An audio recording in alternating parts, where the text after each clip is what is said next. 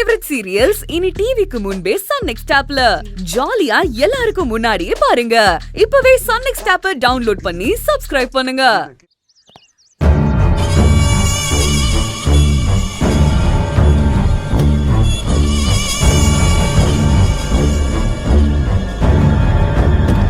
துளசி, பார்த்து சேஃபா போ. நான் நினைச்சு வந்தது எதுவும் நடக்காம இங்க இருந்து போக வேண்டிய சூழ்நிலை ஆயிடுச்சே சிவா. இங்க பாரு துளசி, நீ எடுக்க வேண்டிய முயற்சியை நீ எடுத்த. அது உனக்கே பிரச்சனையா வந்து முடிஞ்சிருச்சு. இப்போ நீ உன்னை நல்லபடியா பாத்துக்கணும். டாக்டர் அவனை 1 வீக் ரெஸ்ட் எடுக்க சொல்லியிருக்காரு. உன்னால அந்த கையை வச்சுட்டு ஒன்னும் செய்ய முடியாது. ஆனந்தியை நீ கொல்ல வந்த, ஆனா அவ உன்னை பிடிக்கலனா நீ கீழே விழுந்து செத்து போயிருப்ப. ஏதோ உயிர் பொழைச்சோன்னு நினைச்சு சந்தோஷப்படு துளசி. 10 மணிக்கு உனக்கு சேலம்ல ட்ரெயின், கோச்சி, சீட் நம்பர்லாம் உனக்கு போன்ல மெசேஜ் பண்ணியிருக்கேன். சேஃபா சென்னைக்கு போய் சேர்ந்துட்டு எனக்கு கால் பண்ண. சேஃபா வீட்டுக்கு போய் என்ன பண்ண சொல்ற சிவா? அந்த ஆனந்தியும் என் மாமாவும் இங்க ஜாலியா ஹனிமூன் கொண்டாடுவாங்க. என்ன சென்னைக்கு போய் மூலையில உட்கார்ந்து அழ சொல்றியா? நான் அப்படி சொல்லல துளசி. நீ ஒன்னும் சொல்ல வேண்டாம் சிவா. இவ்ளோ தூரம் வந்து கஷ்டப்பட்டு கடைசியில இப்படி எந்த பலனும் கிடைக்காம அவங்க 2 பேரையும் நிம்மதியா சந்தோஷமா இருக்க விட்டுட்டு போறதோட வலி என்னன்னு எனக்கு தான் தெரியும். துளசி, நீ எதுக்கு இப்ப கோவப்படுற? உன்னால என்னெல்லாம் பண்ண முடியுமோ எல்லா முயற்சியும் நீ பண்ணிட்ட. நீ எந்த அளவுக்கு எக்ஸ்ட்ரீமா போயிருக்கன்னு உனக்கே தெரியாது. கொஞ்சம் மிஸ் ஆயிருந்தன்னு வையேன், உன் உயிரே போயிருக்கும். அந்த அளவுக்கு நீ பண்ணிட்ட. அதையும் மீறி அவங்க இன்னைக்கு நல்லா இருக்காங்கன்னா அதுக்கு காரணம் அவங்க நல்ல நேரம். அதுக்காக அப்படியே விட்டுற சொல்றியா? நான் அப்படிலாம் சொல்லவே இல்லையே. சில விஷயத்த நேரங்காலம் பார்த்து தான் செய்யணும்னு நான் சொல்றேன். நான் பாத்துக்கிறேன், நீ கிளம்பு. நீ பாத்துக்கிறியா? சிவா, அந்த ஆனந்தி என் வாழ்க்கைய நாசமாக்கனவ. அவளை நான் என் கையால கொல்லணும். இப்படி விட்டுட்டு போறதுக்கு பதிலா நான் செத்தே போயிருக்கலாம். ஏய் துளசி, எதுக்கு நீ இப்போ இவ்வளவு எமோஷனல் ஆகுற? நான் உன்னும் 3வது மனுஷன் இல்ல, உன் ஃப்ரெண்டு.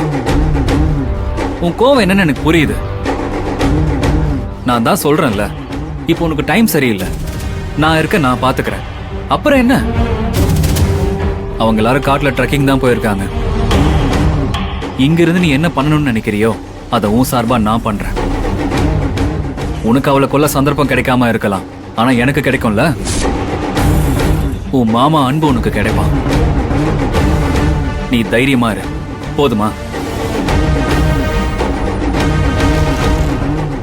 என்ன துளசி, எதுவும் பேச மாட்டேங்கிற? நான் இதை பண்ண மாட்டேன்னு நினைக்கிறியா? என் மேல உனக்கு நம்பிக்கை இல்லையா? நீ இவ்ளோ தூரம் சொல்றதுனால உன்னை நம்புறேன். அப்புறம் என்ன, தைரியமா போ. நான் எல்லாத்தையும் முடிச்சிட்டு உனக்கு கால் பண்றேன். நீ கிளம்ப. சரி.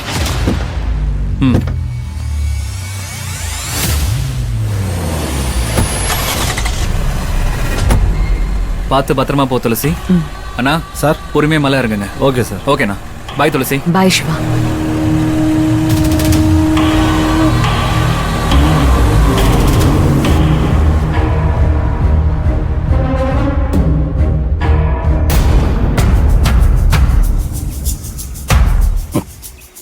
ஆனந்தி போயிடுச்சுன்னு நினைக்கிறேன்.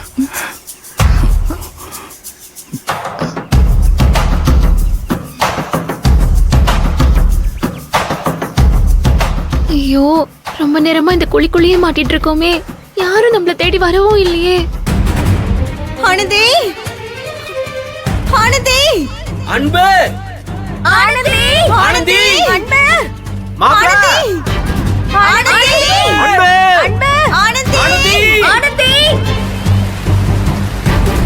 ஆனந்தி, ஆனந்தி, ஆனந்தி, ஆனந்தி, அன்பு, அன்பு, ஆனந்தி, ஆனந்தி, அன்பு, ஆனந்தி, ஆனந்தி, அன்பு, ஆனந்தி, ஆனந்தி, மாப்பிள, எங்க இருக்கீங்க?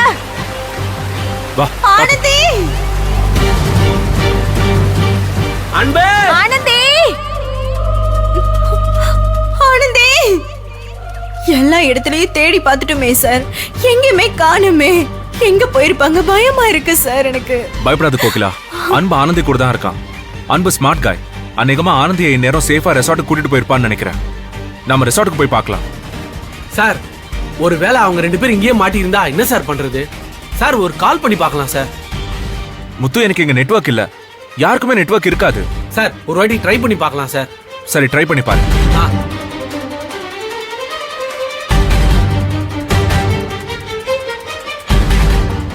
என்னாச்சு?